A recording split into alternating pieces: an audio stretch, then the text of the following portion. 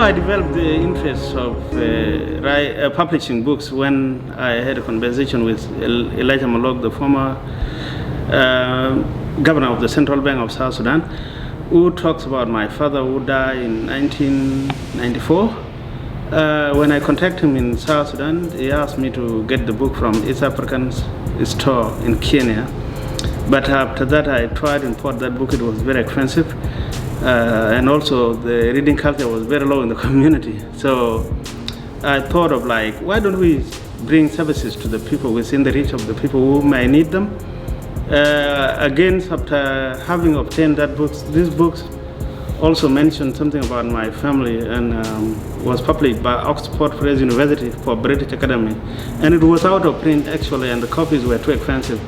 So the passion was not because the passion was to bring services to the people and also to make sure that information are documented for the benefit of generations to come. Because many of us, many of the young people grew up in the refugees camp, and many South Sudanese are kind of oral society. There was nothing much written about the country by the native. So I decided that it is an obligation for me to take. And also, as an Australian citizen, I thought that when we migrate to a country like Australia, it is up to individual to at least create something for himself and for other people. So part of it was to provide services, to make books available to service providers who are serving our people who may not know much about who we are and where we are from and what brought us here. The other thing is young people don't know what their parents went through. So, and by making this material available to them, they would think of, my parents have made the right decision of bringing us to Australia because, people have suffered a lot. Those who are still living in the refugees camps in 1992, they never had chances of coming here. But how about those who come here should invest time wisely? So that was one aspect. And the other one was to encourage reading culture and also writing culture among the African communities. So that's what has been motivating me, and it's very challenging. There are a lot of challenges because people don't buy a book. It's an oral society. Some of the books are not relevant to our day-to-day life in Australia.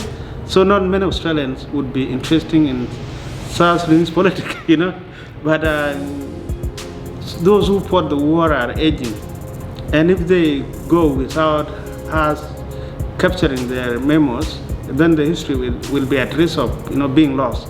Yeah. I'm very much optimistic with the 2021. The reason being that, for instance, now we have our product existing in Africa. There was a book published by Africa World Books this week. 150 copies will arrive in South Sudan tomorrow. And that was what Dr. John Garang said, take services to the people. While in Australia, Africa World Book is able to supply books to people in the village, in South Sudan and part of Africa. So I think we will have agencies in Uganda, in Kenya, who will be selling books on our behalf. So it is going to be a very good year. And I'm really very grateful to Root TV for the excellent work that they are doing for the community. Not only to me today, I have been a beneficiary of this program, even when we were visited by Dr. John Gayor, who had lectures at the University of Western Australia. Root TV volunteered themselves and record the program. Even they went to the airport, which was very encouraging, and also for them having visited us, that gives us hope. Because there are some times that this job could be very challenging, very stressful, and you don't even know whether people know what you are doing, whether they are appreciating it.